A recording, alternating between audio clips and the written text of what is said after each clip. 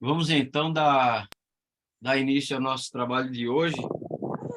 Nós estamos na Revista Espírita, março de 1865.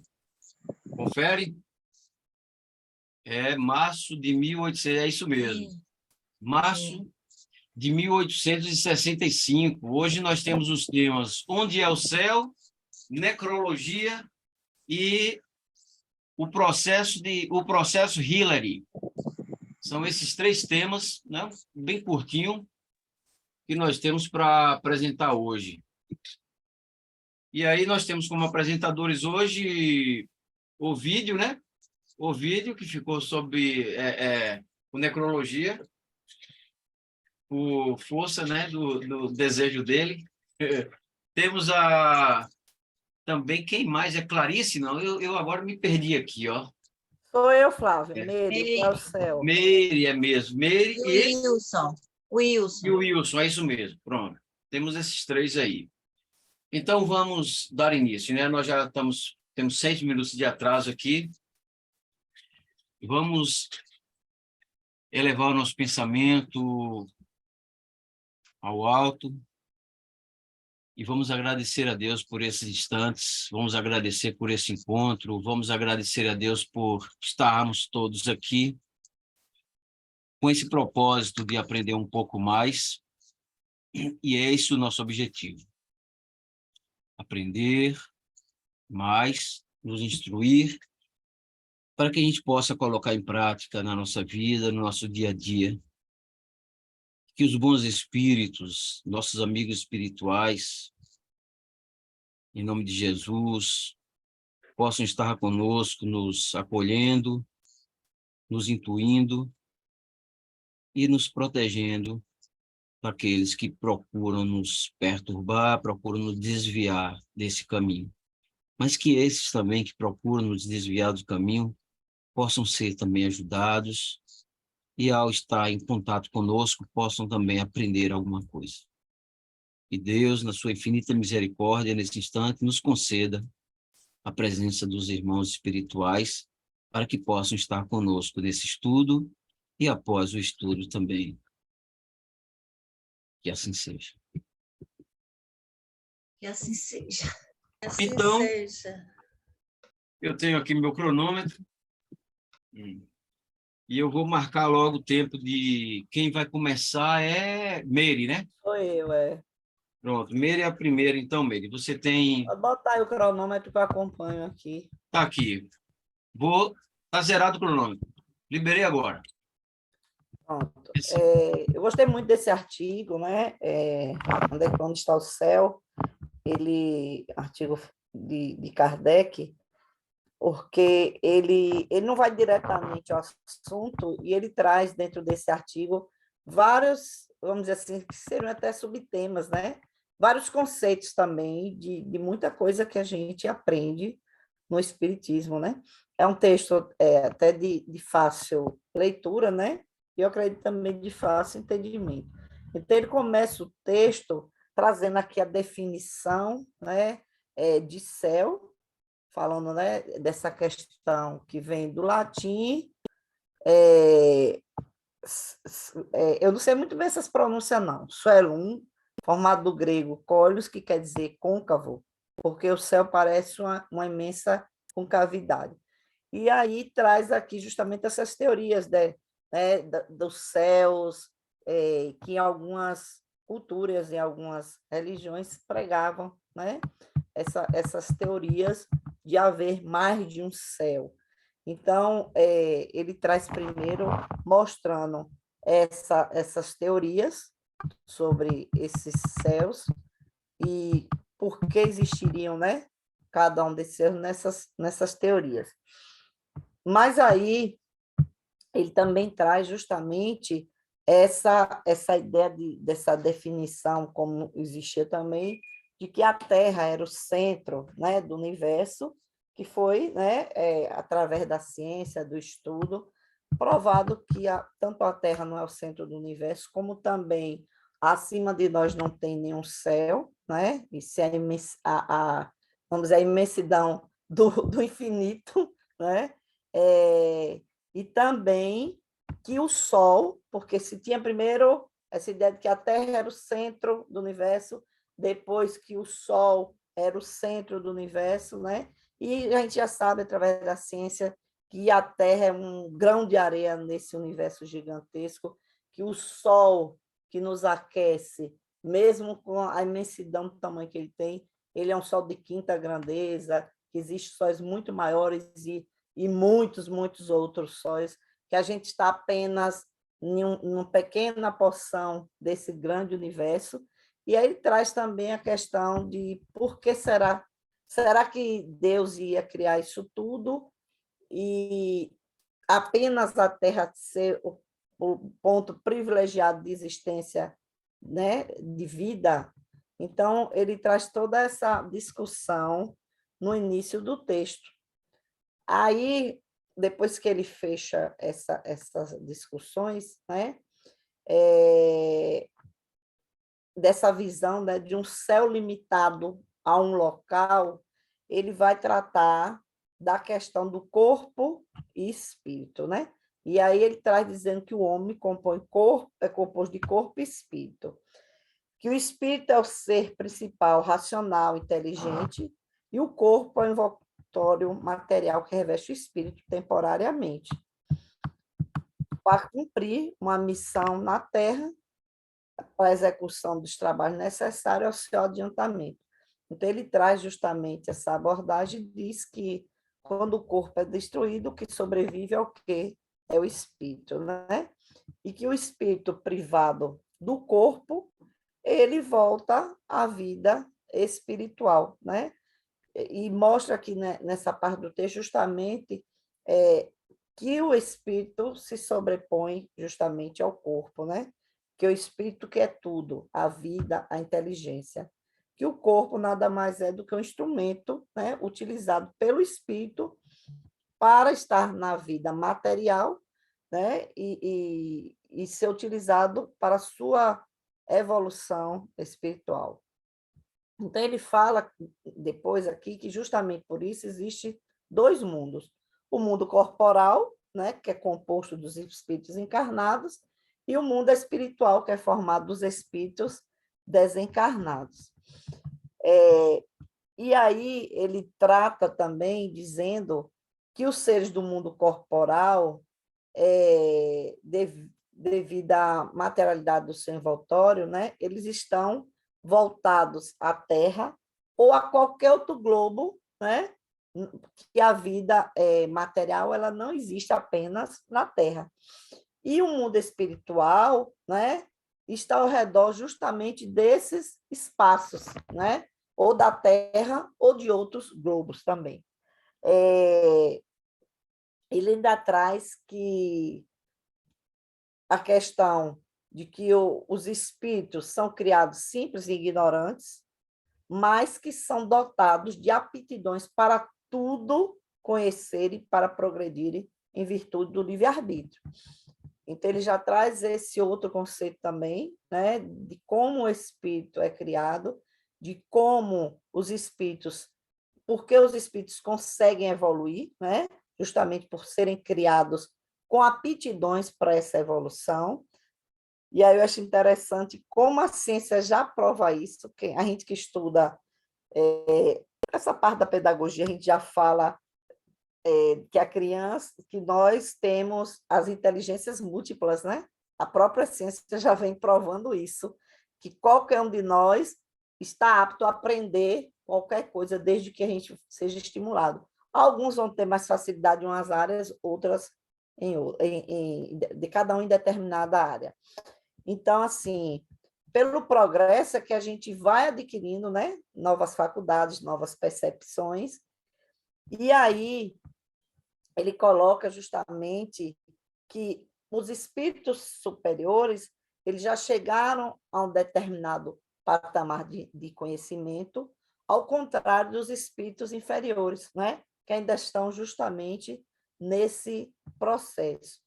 Tem uma parte aqui do texto que ele traz justamente assim, como é conviver, que, por exemplo, aqui na Terra nós temos espíritos que estão mais adiantados de conhecimento com espíritos que estão menos adiantados, né? Então, assim, e aí ele trata sobre essa questão a que a felicidade está na razão direta do progresso realizado. Então, por exemplo, você tem um espírito que já conseguiu evoluir mais do que outro, esse espírito que já está mais evoluído, vamos dizer assim, gozaria de maior felicidade do que aquele que está menos evoluído. Mas aí ele traz uma coisa também que a gente sempre lembra: existe a evolução moral, e o progresso nosso moral, intelectual, e que, como a gente sempre fala, um não anda, nem sempre anda, vamos dizer assim, na mesma proporção um do outro. Muitas vezes a gente vai encontrar espíritos muito evoluídos intelectualmente, porém moralmente não são tantos. Flavinha, eu não estou vendo um reloginho, viu?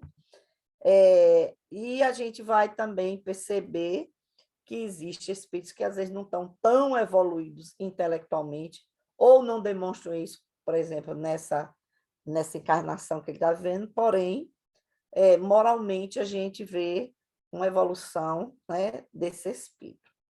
Então, ele continua dizendo aqui que enquanto uns avançam rapidamente, outros permanecem estagnados. Então, assim, o espírito que não busca e que não evolui, ele acaba ficando, né, por muito mais tempo em sofrimento. Quanto mais o espírito usa do próprio livre-arbítrio para sua evolução pessoal, mais ele alcança, né, a felicidade, que é o que todos nós buscamos. Aí ele diz: a suprema felicidade é compartilhada pelos espíritos perfeitos, ou por outra, pelos espíritos puros, que não a conseguem senão depois de haverem progredido em inteligência e moralidade. Então, para ter realmente a felicidade, né, completa, o espírito precisa ter evoluído intelectualmente e moralmente. Então, ele fala que a vida social, né, é onde o espírito, viver em sociedade, estar com o outro, é onde o espírito vai trabalhar justamente esse processo de evolução, né?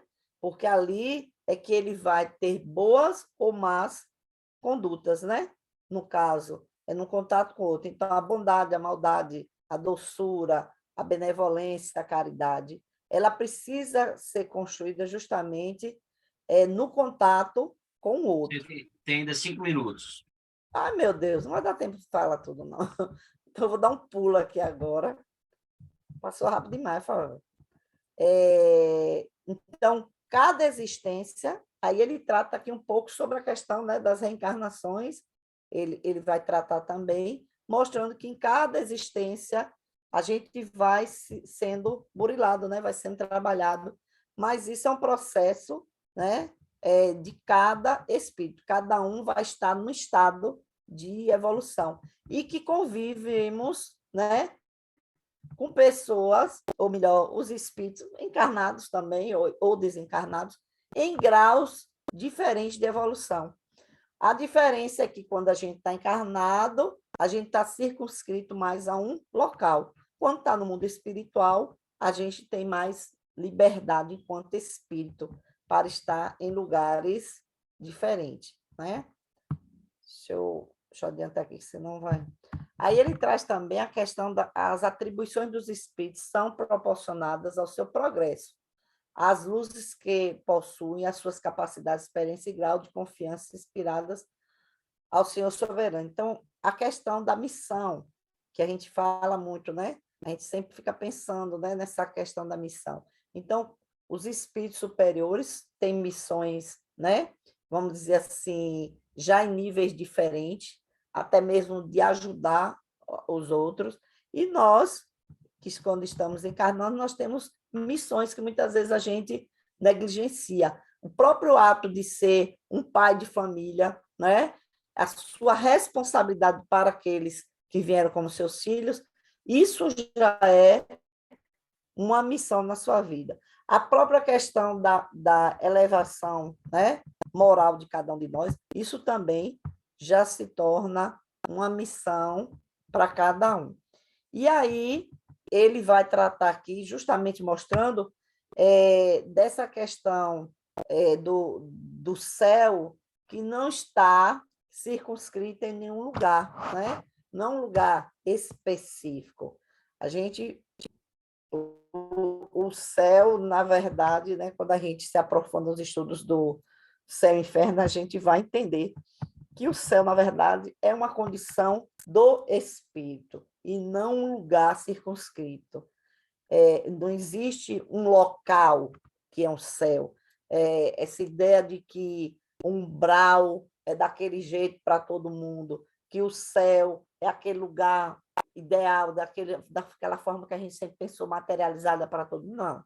É uma condição realmente do espírito. Acho que por isso que ele fez todo esse apanhado antes para poder chegar nesse ponto. Das qualidades do indivíduo depende-lhe a felicidade, e não do estado material do meio em que se encontra. Podendo a felicidade, portanto, existir em qualquer parte onde haja espíritos capazes de a gozar. Então, não importa onde esse indivíduo esteja, se está encarnado ou desencarnado, essa felicidade vai depender da sua condição, né, moral. Em torno dos mundos adiantados, existem muita abundância de espíritos superiores. Infelizmente, dos mundos não superiores, a exemplo do nosso, nós vamos ter mais presença de espíritos inferiores. Então, deixa eu ver aqui só para finalizar.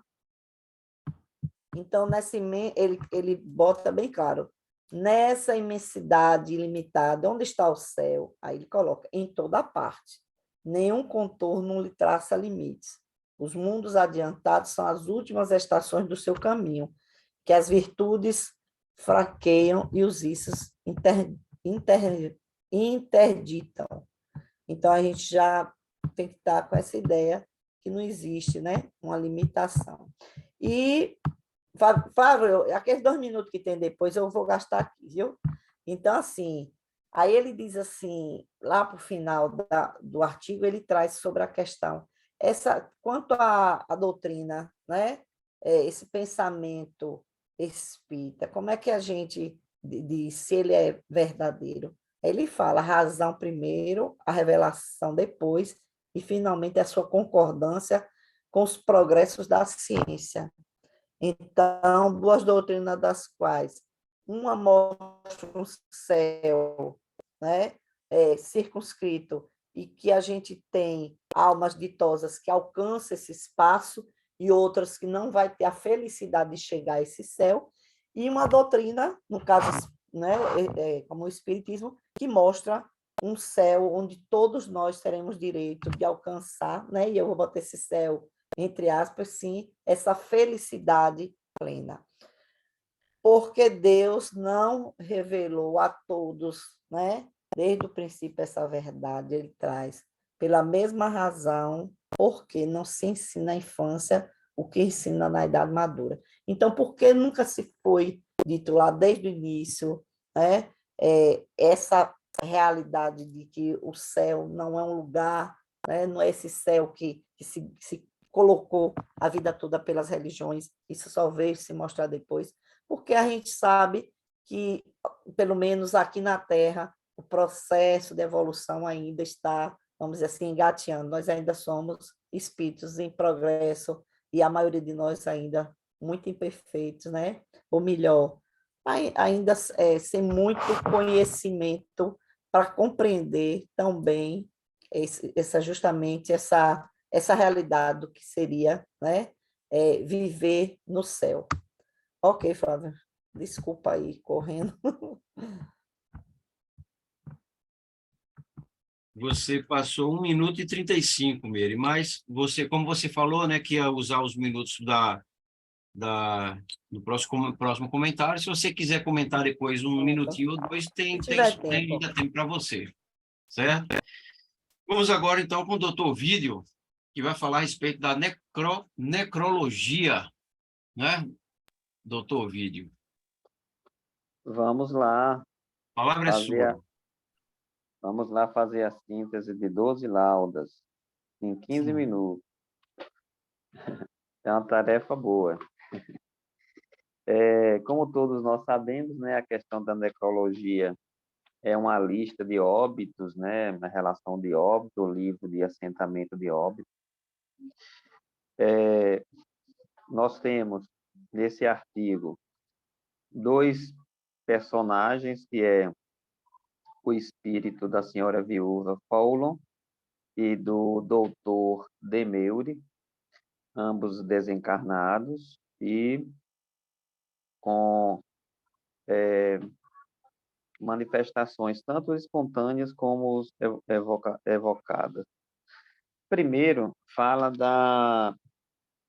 da viúva Fowlon. Em nenhum momento do artigo ela cita que reencontrou o cônjuge, enquanto vivenciava aqui na Terra. Ela não menciona em momento nenhum sobre a possibilidade de ter encontrado o cônjuge, mas ela, como amiga íntima da família de Kardec, tanto da sua esposa como de Kardec, ela fala o nome dele a todo momento. Então, ela desencarnou no dia 3 de fevereiro de 1865, e a sua primeira comunicação ocorreu 3 dias depois, em 6 de fevereiro de 1865, e depois, no dia 8 de fevereiro de 1865. A do dia 8 já foi de forma espontânea, a do dia 6 já foi evocação. E aí, ela, como se encontrava muito doente, ela, segundo o jornal, né, o Le Siècle, ela foi para a região de Antibes, que é uma região dos Alpes franceses, com clima mais agradável, altitude, né? Lá ela desencarnou. E aí, essa matéria do jornal Siècle, ela foi reproduzida no Havre e em um outro jornal em Antibes. Então, sucintamente, ela recebeu muitas homenagens, porque era uma grande artista. Ela era uma miniaturista, né? Fazia miniatura de grandes obras, e em função deste trabalho, ela começou a ter problemas de visão, né? Trabalho muito detalhista, tal. Aguçava muito a visão, e ela veio a falecer. Recebeu muitas homenagens pela questão profissional, né? E também pela questão pessoal, de que era uma pessoa de dedicações ao próximo, de uma pessoa abnegada, uma pessoa que lutava muito pelas classes menos favorecidas. E ela veio, quando faleceu, ela já estava completamente cega. E ela narra, em um momento, que ela teve, antes de desencarnar, ela teve acesso ao conhecimento da doutrina espírita, que ela denominou como um raio de luz em sua vida. Posteriormente, ela, no dia 6, ela desencarnou e já aguardava que isso iria acontecer, que se encontrava muito feliz. Como a gente é atento, né, porque a revista espírita, ela nos dá essa possibilidade de comparações, né, inclusive com outras obras, o que é ser muito feliz quando você tem a noção no mundo espiritual que está desencarnado em espírito? Tanto a comunicação da senhora Fowlon como de Dr. Demeury, eles falam da felicidade, ambos citando muitos felizes, mas que antes passavam por um processo assim de letargia, como se fosse um sonho, não tinha a convicção e a certeza que estavam em espíritos totalmente, e que aquela névoa os impedia de ter a clareza. No caso da senhora Fowlon, ela disse que o que ajudou muito a ela se sentir feliz, embora ainda nesse estado um pouco de torpor, foi que, através do espiritismo, ela conseguiu se desprender do egoísmo e que ela teve uma infância já na tenra idade muito difícil, passou por muitas dores, inclusive a questão da cegueira e muitas outras questões na criação na educação da família, etc., no trabalho, e sofreu muito, mas o ato desse desprendimento e ter a consciência de que a vida continuaria e acreditar no espiritismo, isso fez com que ela tivesse um sentimento de felicidade muito bom. E o que esse sentimento de felicidade, uma das observações que o texto, ele tem 3 observações das comunicações, explicita melhor as comunicações, eles alertam que essa felicidade é em virtude de o espírito não se encontrar em ociosidade. Ou seja, determinados momentos, logo na chegada do mundo espiritual, tem aquela sensação ainda um pouco de cansaço e de fadiga, mas logo o espírito se sente na necessidade de continuar trabalhando. Então, no caso dela, era de auxílio às pessoas, inicialmente da família, que ela cita os filhos e uma filha, e em uma das comunicações, a primeira, ela fala que há uma ovelha, né? Ela precisava ver a viagem, se a viagem da ovelha, que a filha foi bem sucedida, porque a filha realizou uma viagem para a América, que foi muito densa, turbulenta, e ela estava preocupada, e ela queria checar para ver como era que o estado da filha estava. Então, em um segundo momento, ela claramente diz da doença de Kardec, porque no dia 31, Kardec foi acometido de uma doença inesperada, que, no entendimento e na minha leitura, minha interpretação é que ele poderia ter desencarnado no mesmo período em que ela também estava doente e veio a óbito, mas como Kardec ainda tinha as obras a serem complementadas, ainda não era o tempo dele retornar, mas que teve uma grande contribuição da equipe espiritual para que permanecesse em vida, encarnado. E ela, como já tinha, em tese, cumprido todas os prendimentos que ela tinha feito, que ela veio a fazer, todo objetivo, e dita claramente que aí talvez reforce aquela ideia de que a gente planeja realmente a nossa vida e o que a gente vai passar e etc. E ela diz que todo o planejamento ela já tinha feito, né? Nem tudo com êxito, mas acima de tudo já tinha cumprido. Então chegou o momento dela partir. E aí ela menciona a senhora Kardec como amiga, que ficou muito triste com sua partida, mas ela disse que é normal que ela sentisse um pouco de tristeza, mas que ela não precisava se impactar tanto, porque ela sabia da existência da vida espiritual, e que ela estava bem, que ela estava feliz, que estava trabalhando, estava sendo útil, certo? E que o que vai nortear, tanto no mundo espiritual, que dá a possibilidade do trabalho, quanto no mundo material, é a possibilidade de você trabalhar, e ela cita uma frase, dirigindo a senhora Amélie, né, Gabriele Baudet, a senhora Baudet, que era a esposa de Kardec. Ela não cita o nome Baudet, não, ela só cita a senhora Allan Kardec, dizendo que tanto em um estágio quanto no outro material espiritual, a indulgência e a caridade que vai fazer com que as pessoas, o espírito se sinta nessa felicidade, né, que não é a felicidade material. E também dirigindo-se a Kardec, que ele se cuidasse. E nesse primeiro momento há um importante relato de que o médium, que foi a senhora Casemajur, ela não tinha conhecimento da história, do histórico, da vida da senhora Folland. E ele, de certa forma, ignorava algumas falas dela, justamente porque ele não conhecia a história dela, né? E aí, no dia 8, ela volta a manifestar-se dessa forma espontânea, e aí há tem um diálogo, como uma analogia ao Livro dos Espíritos, de perguntas e respostas que Kardec faz.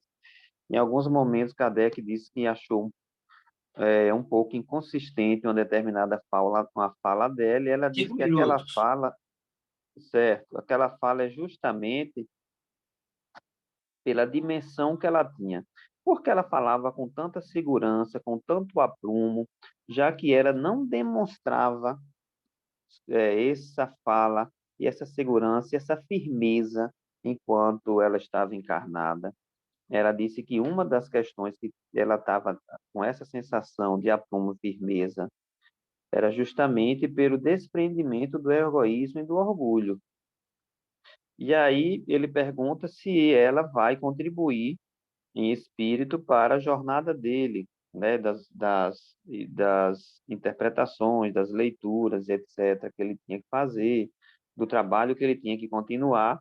Ela disse que, apesar de ter consciência de que era um espírito que estava em uma determinada faixa evolutiva que ela considerava boa, e tinha espíritos mais preparados, aí ela aceita o espírito de verdade, e esse que eu vou falar agora, que é o senhor Demeure, que era um amigo de Kardec.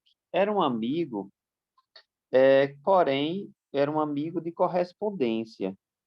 Ele não chegou a conhecer pessoalmente Kardec, e, quando evocado, ele mencionou justamente essa questão, que não conhecia pessoalmente, mas através de cartas, mas ele tinha Kardec como exemplo e como líder, e que se sentia muito feliz. Menciona aquela mesma questão inicial do torpor, de algumas incertezas que estava em espírito, porém se sentia confortável e em progresso. E justamente ciente de que a vida continuava. Ele, como médico, era muito dedicado principalmente às questões humanitárias, à questão dos menos favorecidos, e ele disse que continuava trabalhando nessa mesma seara e que isso é que trazia felicidade para ele. Era o fato de ser produtivo, de ser construtivo e de estar ajudando. E que Kardec tomasse muito cuidado com a sua saúde, e que, se ele não continuasse a ter os cuidados necessários para a saúde, ele poderia sofrer um suicídio involuntário. E aí ele menciona, para retirar do ambiente, a questão do uso do carvão, que estava produzindo uma substância que seria muito prejudicial, nociva à sua saúde. Voltando um pouco à viúva, ela fala que, quando ela se encontrou no mundo espiritual, que começou a ter consciência, ela teve que lutar também para se livrar da fascinação, já que ela não sentia dores, ela não sentia, vamos dizer assim, nada que levasse ela a um estágio ruim em espírito. E ela teve que saber lidar com isso. E que o objetivo dela, a partir daquele momento, era consolar a família e os demais no mundo material. Ela cita também que, quando estava no mundo espiritual, teve as visões, já que ela passou um tempo sem ter a visão no mundo material, e que ela pôde vislumbrar com beleza que ela viu em raríssimas vezes na Terra a reprodução de tanta paisagem bonitas, e que ela era uma pintora também na vida espiritual, porque ela desenvolveu as encarnações pretéritas esse talento. E, na última encarnação, ela pôs em Um prática. minuto. Foi um processo que ela foi aprendendo e foi melhorando. Voltando ao senhor Deus, ele narra que será um grande contribuinte para a causa espírita. Juntamente, ele, naquele momento, estava falando em nome e com a permissão do Espírito de verdade, que Kardec ainda ia demorar um tempo ao retorno, mas que, quando fosse, estariam trabalhando também no mundo espiritual pela causa do Espiritismo. Ele, senhor Demeuro, desencarnou em 26 de janeiro de 1865, E 2 dias depois, aliás, no dia 30, quando Kardec soube da morte, já fez evocação. Ele disse que sabia que Kardec iria evocá-lo já naquele momento, porque um espírito sabe, ele estava ao lado, e também estava ao lado de Kardec, e ele percebeu essa manifestação através desse espírito que já estava apto e com o desejo realmente de comunicar-se e mostrar esse lado espiritual que era muito belíssimo e que a vida continuava e que estava muito feliz. Esse médico, enquanto encarnado, era tido como um médico muito potente no sentido, principalmente, de ajuda aos entes queridos, e que ele se sentia muito bem lá porque ele era tido, não ele falando, mas Kardec falando, de que ele estava se sentindo tão bem porque era um ser moral bem constituído. Era isso, Flávio. Nos minutos restantes, eu falo mais um pouquinho, que ainda tem um pouco mais a citar. Muito bem. Você só passou 3 dias, não chegou a semana, não. É porque é muito longo. Eu imaginei. Eu vi mesmo que é muito longo, então por isso eu deixei você extrapolar o tempo aí, porque eu sabia que era muita coisa. Bom, agora nós vamos ouvir Dr. Wilson, né? Que vai passar para a gente aí a palavra. Vou zerar aqui o meu cronômetro. Wilson, tá com você a palavra, Wilson. Seu microfone está fechado, viu?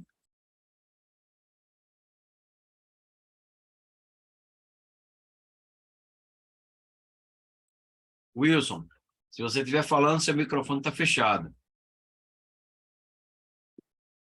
Continua fechado.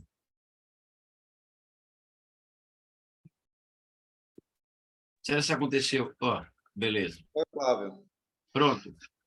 Não, é que eu vi que o computador estava descarregando aqui, eu fui botar o carregador, Ah, mas está tranquilo. certo. Tranquilo, Obrigado aí Wilson. pela espera. Pronto, Então, seu tempo está começando agora. Pode ir. boa noite. Estamos começando, ou estamos estudando a Revista Espírita do ano de 1865, do seu Allan Kardec, a edição de março. Não é isso? De março. Então, o tema aqui proposto é o processo Hilário. É interessante que eu nunca tinha lido esta parte da Revista Espírita, ou se li, não me lembrava que existia uma peça literária desse porte ou dessa magnitude, mostrando um processo pelas vias de fatos, narrado detalhadamente todas as instâncias do processo e o que ocorreu com este senhor Hilari na condição de espírita e de médium. Então, aqui, para que a gente possa ilustrar melhor esse tema, eu preciso fazer algumas leituras, porque se trata de uma peça jurídica, propriamente dita. Mas nós não vamos nos deter na questão da peça jurídica, e sim do que o Espiritismo vem colocar, vem subsidiar todas os personagens aqui envolvidos, no caso o senhor Hilari, através do seu Allan Kardec. Então, começando aqui por essa narrativa, o processo Hilari. Uma questão sobre a qual havíamos guardado um silêncio facilmente compreensível acaba de ter um desfecho que a põe no domínio público, tendo sido publicada por vários jornais das localidades vizinhas. Desde então, julgamos oportuno dela falar, a fim de prevenir as falsas interpretações da malevolência em relação à doutrina espírita e provar que essa doutrina não encobre com seu manto nada que seja repreensível. Aliás, como o nosso nome está envolvido no assunto, não é útil, ou melhor, não é inútil que se conheça a nossa maneira de ver. Esse assunto diz respeito ao médium Hilário de Sonar, com o qual já tivemos ocasião de entreter os nossos leitores. Hilário é um homem moço, casado e pai de família, simples trabalhador, quase analfabeto. A providência é o doutor de notável faculdade mediúnica, muito ampla, cujos detalhes podem ser lidos na obra do Senhor Benz, intitulada Os Milagres de Nossos Dias, e que tem várias analogias com o Senhor Home. Naturalmente, essa faculdade despertou a atenção para ele. Ela havia conquistado uma celebridade local e, ao mesmo tempo que era objeto, nele produziriam. Onde é que eu fiquei aqui? Me perdi aqui. Essa faculdade despertou a atenção para ele. Ela lhe havia conquistado uma celebridade local e, ao mesmo tempo, lhe valido a simpatia de uns e a aversão de outros. Os elogios, um tanto exagerados, de que era objeto nele produziram sua má influência habitual. Os processos do senhor Home subiram-lhe um pouco a cabeça, como atestam as cartas que nos escreveu. Sonhava que o fizera vir a Paris, jamais se quisermos dar a mão. Certamente, se nessa providência tivéssemos visto uma utilidade qualquer, tê-lo-íamos favorecido, mas estávamos convencidos de acordo com as ideias e o caráter que lhe conhecíamos, de que ele não era capaz de representar um papel preponderante, e isso em seu próprio interesse. Aliás, muito recentemente, tivéramos um triste exemplo dessas ambições que empurraram para a capital e acabam em cruéis decepções. Então, aqui, até aqui na narrativa desse texto, falando sobre o senhor Hilário, mostra-nos claramente o papel do espiritismo e a imparcialidade do senhor Allan Kardec em tratar desse assunto de um médium espírita, considerado médium espírita, e da influência moral do médium, como o próprio livro dos médiuns vem nos mostrando, a influência moral do médium dentro e fora do espiritismo. E o que se sucede na narrativa seguinte é que este médium, esse senhor Hilário, ele foi feito um convite para que ele pudesse sair do local onde ele estava, que era um lugarejo, um lugar pequeno, pacato, para que ele pudesse galgar um outro estágio indo para a capital, para Paris, àquela época. E não obstante os conselhos, digamos assim, os conselhos, as previdências de alguns dos seus amigos e dos próprios guias, os mentores espirituais, para que eles pudessem manter a discrição, a humildade, a disciplina e continuasse prestando seus serviços notáveis naquela própria localidade, já que ali ele não estaria por acaso, ele, cedendo a esta pressão, ele vai para a outra cidade. Aí vem a situação mais importante ou vexatória dentro de tudo isso, quando ele recebe uma acusação de algo que praticou e é julgado pelo Tribunal de Justiça, o órgão competente à sua época.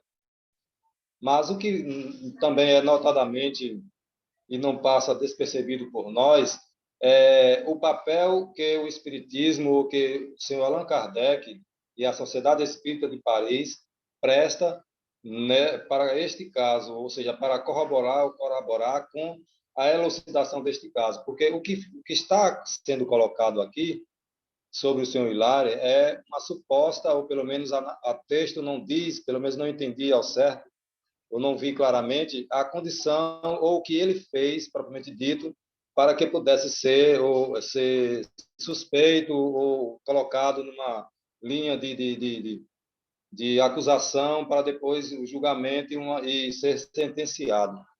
Então, mas o que é importante e o que é mais notável no texto é o papel que o próprio Espiritismo, ou que o Espiritismo presta para a sociedade, para desvincular o espiritismo de que as pessoas não são, de que nós não somos o espiritismo, de que nós não somos, digamos assim, fiéis representantes do espiritismo, e que por mais que nós, do ponto de vista moral, que nós venhamos a entrar ou passar por determinadas condições vexatórias, por deslizes, por processos dos mais diversos que aparentemente pode fazer com que o espiritismo seja colocado ao chão ou à lama, a explicação aqui que o senhor Allan Kardec vem colocar é que o espiritismo não tem a ver sobre as nossas questões pessoais, embora nós saibamos que nós não podemos diferenciar o espírita na prática do espírita e o espírita na prática social. Quantos minutos eu tenho aí, Flávio? Você está com 8 minutos. Tranquilo. Então, aqui, mais uma outra narrativa que diz assim, eis a resposta que lhe demos, sem suspeitar que ela se tornaria uma das peças do processo. Vamos a ela. Senhor, retornando de longa viagem que acabo de fazer, encontrei a carta que me escrevestes a propósito de Hilário, né, que é a pessoa que está em questão, né? Deploro tanto quanto qualquer outro esta triste história, da qual, entretanto, o Espiritismo não pode receber nenhum ataque, já que não poderia ser responsabilizado pelos atos dos que o compreendem mal. Quanto a vós, o mais prejudicado nesta circunstância, compreendo vossa indignação e o primeiro momento de exaltação que vos deve ter agitado, mas espero que as reflexões tenham dado mais calma ao vosso espírito. Se fordes realmente espírita, deveis saber que devemos aceitar com resignação todas as provas que a Deus aprouver enviar-nos e que são elas mesmas expiações que merecemos por nossas faltas passadas. Não é orando a Deus como fazeis para nos vingar daqueles de quem temos de nos queixar, que adquirimos o mérito das provas que ele nos manda. Muito ao contrário, perdemos seus frutos e atraímos outras ainda maiores. Não é uma contradição de vossa parte dizer que orais a Deus de misericórdia para que os culpados sejam presos, a fim de serem entregues à justiça dos homens? Dirigir-lhe semelhante preces é uma ofensa quando necessitamos, em maior ou menor grau, de sua misericórdia para nós mesmos, esquecendo de que ele disse: sereis perdoados como tiverdes perdoado aos outros. Tal linguagem não é cristã. Tal linguagem não é cristã. Onde é que eu estou aqui? Meu Deus do céu. Sereis perdoados.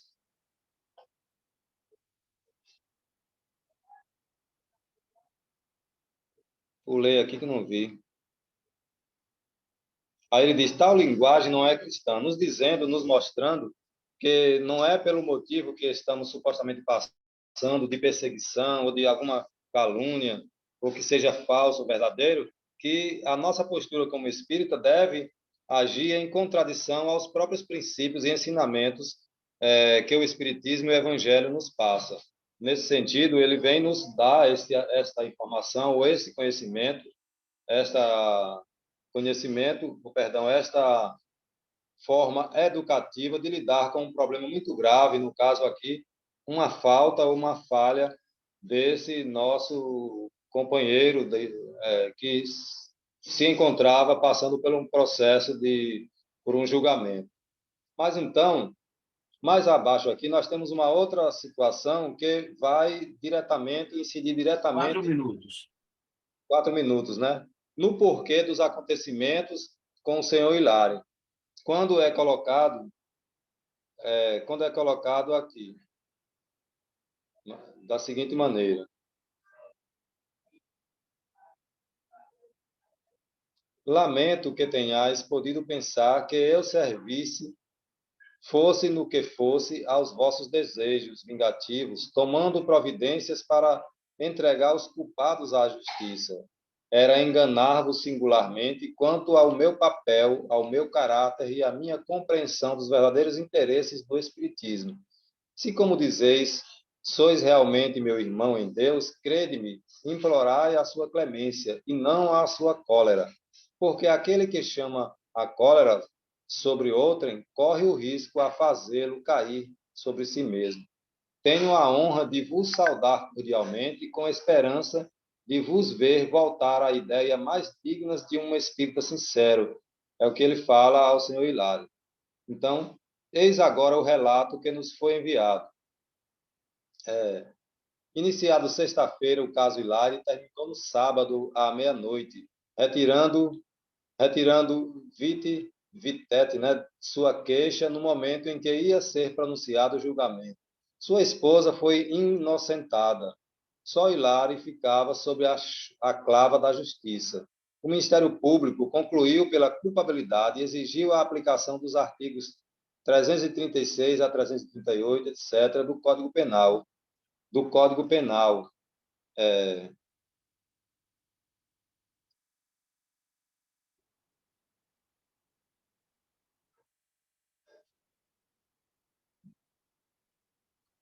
Então, meus caros e minhas caras, nesse pouco tempo que me resta, vale aqui ressaltar a situação ou as condições que o senhor Hilário, ao reencarnar, ele tinha para desenvolver no seu processo mediúnico condições favoráveis, porque pelo próprio trabalho dos mentores espirituais, foi colocado em um lugarejo, em um lugar pequeno, pacato, onde lá ele poderia dar provas incontestáveis da sua fé espírita e da própria mediunidade.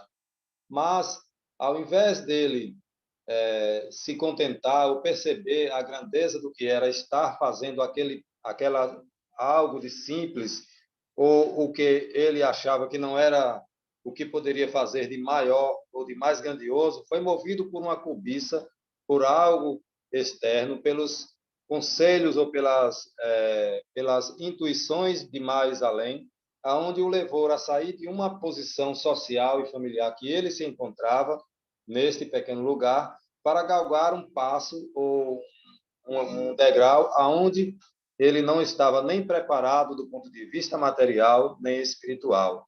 Isso vale para todos nós na condição de espíritas dentro da nossa programação e dos nossos projetos espiritistas, dos nossos projetos materiais, quando, na verdade, precisamos conhecer bastante o móvel da nossa principal atenção, do que viemos fazer, e ao longo de anos e décadas, enquanto espírita, o que é para nós o mais sensato e o mais essencial para fazermos na seara espírita. E sabermos que há sempre uma junção do que somos, do que fazemos também. Que aquilo que fazemos do ponto de vista profissional diz muito ao nosso próprio respeito, da nossa índole e da nossa condição moral, que dificilmente nós poderemos desassociar o ser humano, digamos, o Wilson, das suas atividades espíritas e também no que tange às suas atividades profissionais. Porque o que fica muito claro, muito explícito aqui, é a falta da percepção moral do senhor Hilário para com com a coisa material, com a coisa pública, digamos assim. E nesse sentido, aí também nesse caso, para encerrarmos, não ficou evidenciado que o senhor Hilário cometeu algo contra a doutrina espírita, que foi uma questão moral, que foi uma questão pessoal dele. Mas quantos de nós, através do usufruto da mediunidade, pratica determinadas ações que vêm não somente em contradição ao que a pessoa é como médium, mas também vai colocar o terreno fértil da doutrina espírita e das próprias ideias espíritas por xeque, mesmo sabendo que o espiritismo sairá, como o senhor Allan Kardec aqui nos fala, que o espiritismo sairá vencedor, sairá triunfante de qualquer questões materiais nossa. Aí também não fica provado ou não mostra que o senhor Hilário falsificou ou pronunciou alguma tese que supostamente se dizia espírita. Não, foi exatamente por uma questão pessoal, ou digamos, uma questão profissional, que os próprios inimigos do espiritismo o tiveram como um pano de fundo para a própria perseguição sistemática dos espíritas ou do espiritismo àquela época. Mais tempo? Não, você já passou uma semana. Tem? Já? Você nem Já. levantou aí o bastão aí? Hã? Então muito obrigado. Você nem levantou o bastão, aí eu também fiquei na minha aqui, esperando você. E acabou. Nem Galvão Pronto, Bueno, acabou. beleza. Beleza, então. Vamos lá para as considerações de cada um. Vamos começar hoje por Isabel. Isabel, que está no topo da minha lista aqui, é que vai começar falando aí a respeito dos temas abordados.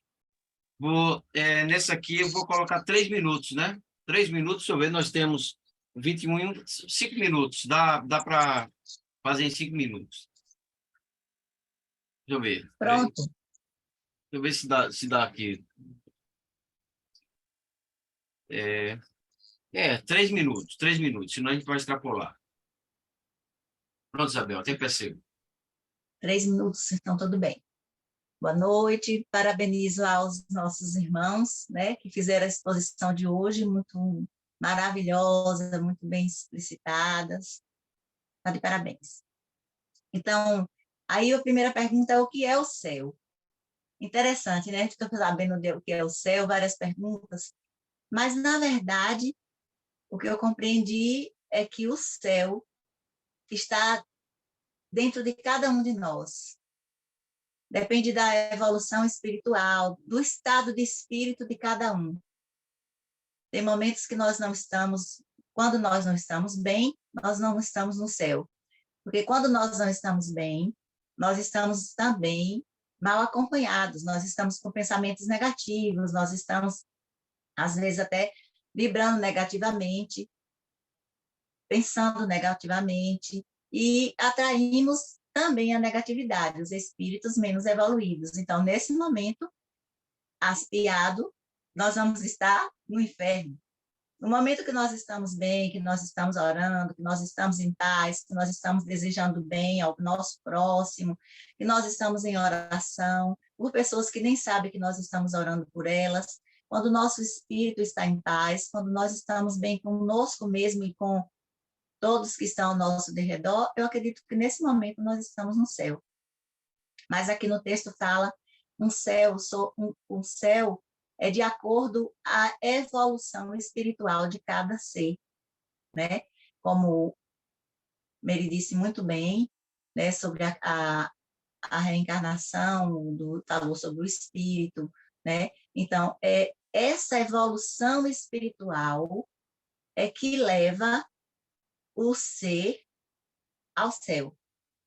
Os espíritos evoluídos, que não têm mais nenhuma ligação com a matéria, eles estão no céu porque são felizes, não são atingidos mais por nada, nenhuma maldade, por nenhuma raiva, nada toca mais eles estão desprendidos de tudo da matéria, então eles são felizes, porque eles vão trabalhar para o progresso dos outros, ou seja, uma mesma palavra, digamos assim, tomar conta, digamos, né, de planetas, e a palavra sumiu agora, mas assim, estão mais evoluídos para cuidar melhor, né, dos mundos habitados. Então, foi isso que eu entendi de céu. Vocês estão me ouvindo? O telefone está tocando aqui. Sim, tudo bem, Isabel. É porque meu Ouvindo. telefone está tocando, eu não vou atender, mas... Esse assim, o tempo esgotou. o Luiz de Maria não falou nem da viúva. Mas tudo bem. Águida, O que é que eu faço com esse telefone? Eu não atendo, né? eu tô colocando 3 minutos porque realmente senão nós vamos extrapolar e muito.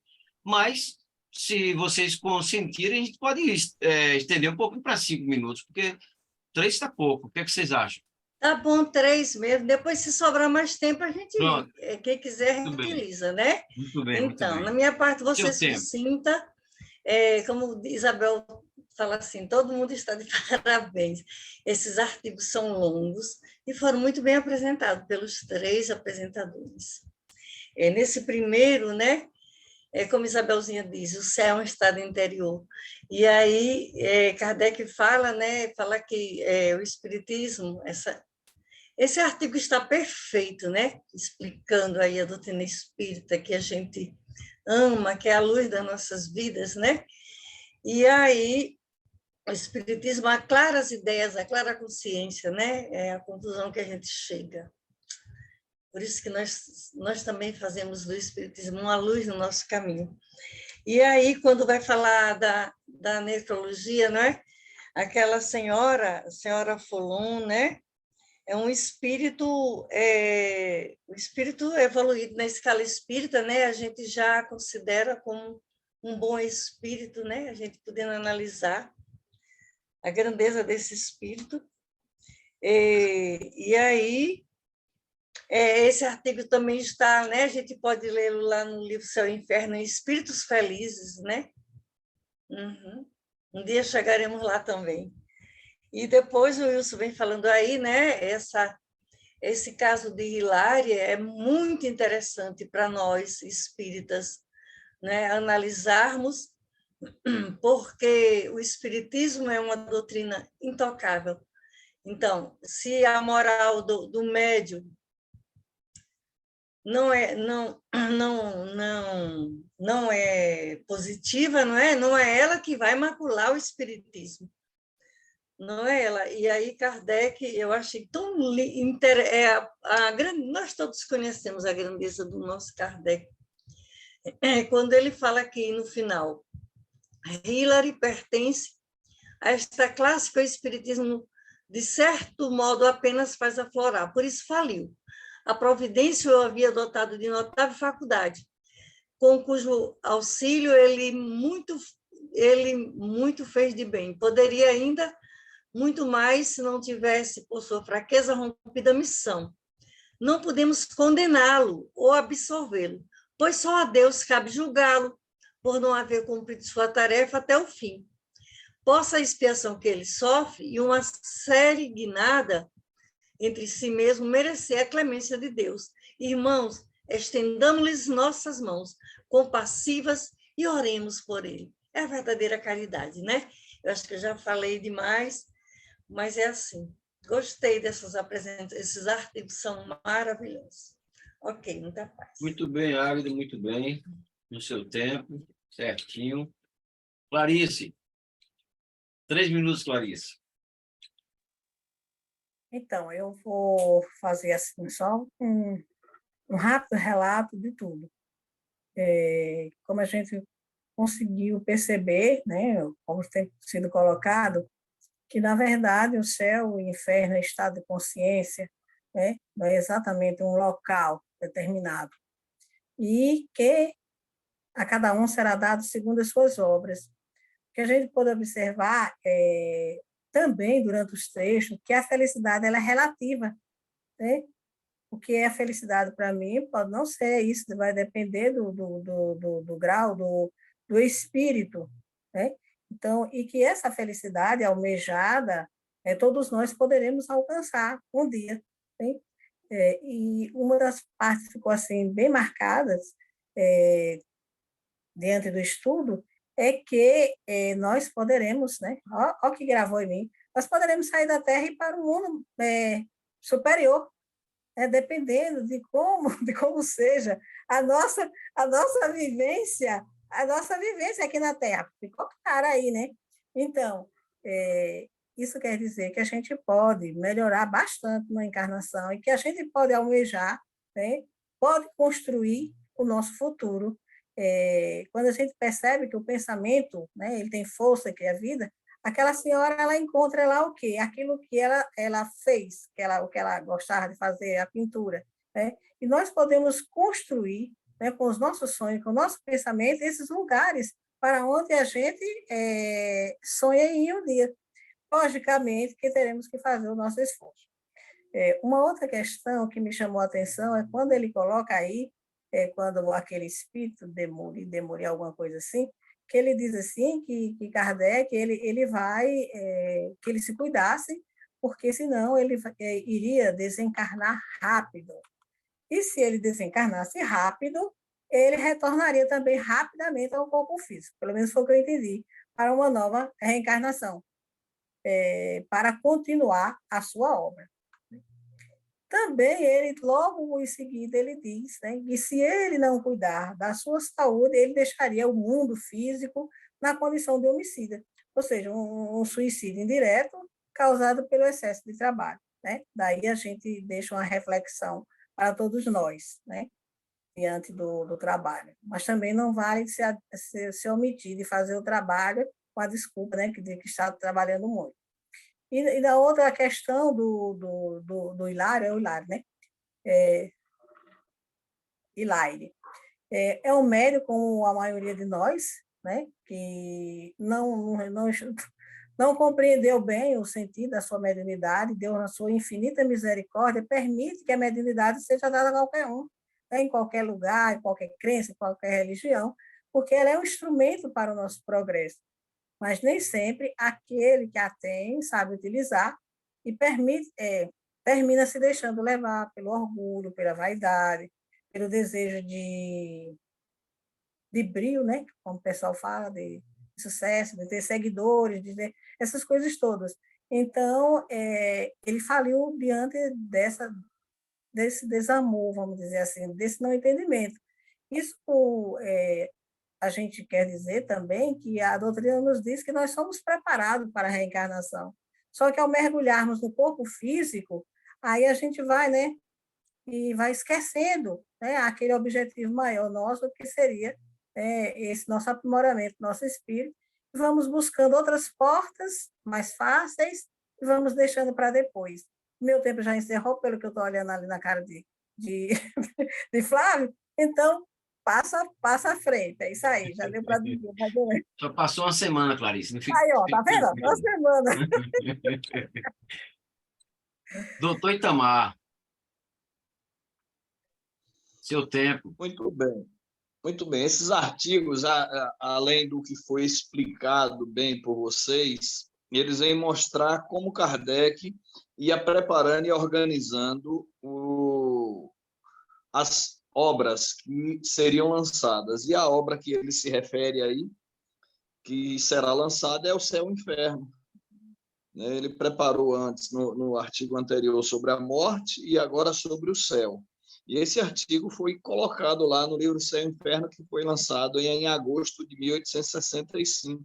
Assim também como parte dessas informações no segundo artigo de necrologia, que foram colocados lá espíritos felizes. Ele discorre sobre espíritos felizes e depois coloca eles lá como espíritos felizes, que são espíritos bons. E traz essa informação interessante, né, da sua condição. Isso ele não leva para as outras obras, mas é muito interessante que ele publique isso aí, do cuidado dele, da regulagem que o Espírito deu sobre o cuidado com a sua saúde e sobre outras informações. E esse último artigo, né, vem mostrar a expertise de Kardec, de querer descolar alguns médios. Isso ele já fez anteriormente, do espiritismo, principalmente os médios quando fazia besteira, quando cobrava, né? Quando queria se aparecer, quando passava a fazer invencionices, né? Utilizando a característica de charlatão, e que a sociedade caía de pau em cima e que sofria até processos judiciais como esse. Kardec dizia: epa, peraí, isso aí não tem nada a ver com o espiritismo, é uma questão pessoal. É mais ou menos o que está acontecendo agora aqui com esse caso de Edivaldo Franco, que isso é um problema pessoal e particular dele, não tem nada a ver com o espiritismo, né? E hoje, uma grande parte do movimento espírita tenta mostrar isso para a sociedade, para as pessoas. Olha, isso é uma opinião pessoal e particular dele, não tem nada a ver com o espiritismo, com a doutrina em si, que é diferente. Mas aí a gente percebe as responsabilidades individuais e particulares de cada um. Mas bons artigos. Então,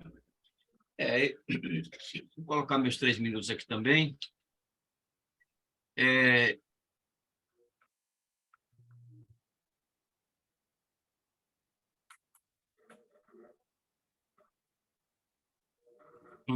eu marquei o tempo, peraí, que eu vou botar meu tempo aqui, viu? Porque eu marquei e falei com o microfone fechado. Retornando a isso que Itamar falou a respeito do Divaldo Franco, eu já havia sido questionado a esse respeito também. E aí foi exatamente o que eu coloquei. Divaldo Franco não é doutrina espírita, né? Isso que Itamar colocou aí, que Divaldo deixou muito, que Kardec deixou muito claro. É a opinião pessoal dele. Cada um tem sua opinião, você tem sua opinião a respeito, mas você não representa a doutrina espírita. Você não é a doutrina espírita. Por mais que haja pessoas erradas, não é o papel, não é a doutrina espírita que está tomando essa posição. Com relação ao que Meire fala, onde é o céu, Meire falou, acho muito interessante isso aí, que a ideia que tinha, né, a ideia que tinha dos filósofos, de que existiam 3 céus, 7 céus, e algumas colocam até 9 céus, aí aquela ideia de que o céu era acima, abaixo estava o inferno, né? Ou seja, aquela coisa que para baixo é inferno, para cima é o céu. Só que abaixo, se você prolongar um pouco mais, você vai chegar no céu do outro lado da Terra. A ideia que eles tinham do passado é que a Terra era plana, que não tinha nada de terra, uma terra esférica como nós temos hoje. Então, essa ideia de céu, como ele bem colocou, nada mais é do que um estado de espírito, né? O céu está em cada um, o estado de espírito de cada um, como também umbral, como tentam desenhar um umbral de uma determinada forma, não é bem assim. Cada um tem a sua maneira, tem a sua percepção, né, espiritual daquela situação que está. Eu lembro muito bem de um filme com um certo cunho espírita, que fala a respeito de uma pintora, né? Me lembrou bem quando fala da pintora aí, uma pintora que entrou num estado de depressão e ela cometeu um suicídio, né? Pelo fato de ter trabalhado muito ali, terminou cometendo suicídio, e o inferno, ou o céu, ou sei lá onde ela estava, era exatamente dentro da pintura dela. O marido, para resgatar ela, que também desencarnou, para resgatar, teve que entrar na pintura, ou seja, entrar na sintonia espiritual que ela estava, né? O que ela estava vivendo, aquela sintonia, aquela vibração que ela estava vivendo, ele teve que vibrar exatamente igual para entrar e tentar resgatar ela de lá. É o que não acontece, por exemplo, quando espíritos estão se sentindo num umbral, né? Que eles estão vivendo um verdadeiro inferno, outros espíritos tentam se aproximar, mas a vibração é totalmente diferente. Um espírito superior se aproxima, por mais que baixe a sua vibração, aquele espírito não consegue alcançar, muitas vezes, porque não pede, não se arrepende, não está ali orando para receber uma determinada ajuda. Então, realmente, aquilo é uma questão de sintonia, como ele colocou, né? O inferno é aquele estado de espírito daquela pessoa, e o céu é o estado de espírito também quando faz as coisas boas, quando ele realmente pratica o bem, o que Jesus Cristo nos ensinou. Pronto, meu tempo acabou. Nós vamos agora passar para... tem Josi aqui, escondidinha. Joca, escondidinha. Josenilde aqui, ó, escondidinha lá embaixo. Eu não tinha nem visto. Foi bom você abrir sua câmera agora e mostrar essa cadeira roxa, que aí eu lembrei de você. Tem os seus minutinhos aí, Joca. Madeira. Rapaz, eu vou mandar esse cabo aí ser julgado lá, viu? Porque não pode, não. Mas tudo bem, aceito. Não, interessante que eu caí, aí quando eu voltei, eu digo, pera ainda, deixa eu ver. Vamos lá. É fantástico cada artigo desse. Agora, o que eu gostaria muito de discutir é aquela questão. Quando Kardec desencarnou, a gente sabe, em 1869, né? 30 de março, não é isso? Confirmando aí, o coronel. E aí a gente vai ver que nós estamos em 1865 e esse senhor que correspondia-se com ele, como espírito amigo e de uma capacidade amorosa muito grande, já o alertava. Então, a gente percebe que, desde ali, Kardec já se encontrava doente. Quando ele teve um momento crucial do retorno à pátria espiritual, ele já tinha feito digamos assim, realizado o que era preciso realizar. Mas vamos pensar que essa espiritualidade cuidou de 65 a 69, lembra? 65 a 69, para Kardec poder finalizar esse contexto. E eu fiquei assim impressionada porque algumas criaturas ignorantes, tendenciosas, como alguns evangélicos, pesquisando a vida de Kardec, tem informações como fake news de que ele foi suicida. Olha só, olha o miserê da história de quem não sabe o que é, né? E como a gente sabe, até hoje, nesse momento, elucida para todos nós aquilo que em nenhum instante vem a ser, digamos, assertivamente conforme essas fake news. Eu lembro que no ano de 1987, lembro muito bem, foi um fato que eu tive muito grande como evangélico, que veio me dizer, me colocar isso, não, sua informação está errada. E eu não tinha ainda essa, digamos assim, nós não tínhamos acesso à revista espírita, nós não tínhamos acesso à tecnologia para tal defesa, né? Um outro detalhe é a doutrina espírita, movimento espírita e espiritismo. Eu lembro que, num dos nossos últimos trabalhos, Itamar colocou muito bem o que é o espiritismo, o que é essa doutrina, e hoje nós sabemos que o movimento espírita é aquele que busca dar menção face à divulgação da doutrina, do corpo doutrinário, e, consequentemente, torna as pessoas a conhecer o espiritismo. Ao que é que a gente vai concluir aqui? Primeiro, que cada coisa tem o seu significado e a sua importância. Mas caberá cada um de nós, conforme Leon Denis, dar ao caráter dessa doutrina, na nossa face de nossas vidas, de nosso roteiro de vida, para que aqueles que nos vejam também de boa índole a circunstância de quem é, aonde estamos e como estamos. Ou seja, nenhuma nódoa venha a ter a doutrina diante de nós, causada por nós. Porque isso vai ser para a gente um marco doloroso. E aí onde eu vejo Kardec, com a sua piedade, com o seu sentimento de respeito àquele cidadão, porque ele sabe que além de aquelas criaturas, como aquele médium, está ali naquele julgamento, haverá um outro mais intenso, a da sua própria consciência. Então, ninguém precisa de ninguém para ser julgado, a sua própria consciência assim o fará, né?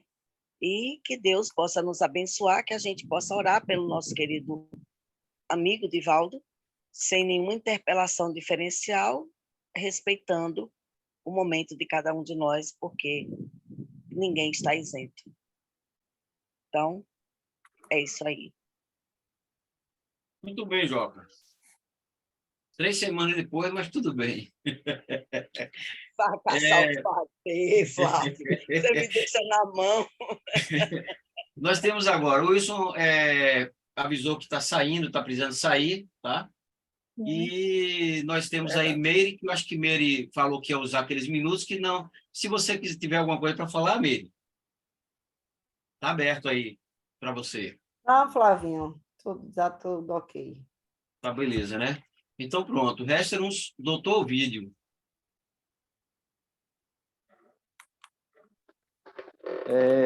Interessante é que o senhor médico, né, o médico homeopata, senhor Demeure, ele era um pesquisador também, e ele, por muitas vezes, não encontrava na ciência as respostas que ele queria, né? E quando ele se encontrava do lado espiritual, ele já vislumbrava essas respostas. Hoje, a ciência já tem muitas das respostas das quais ele interpelava.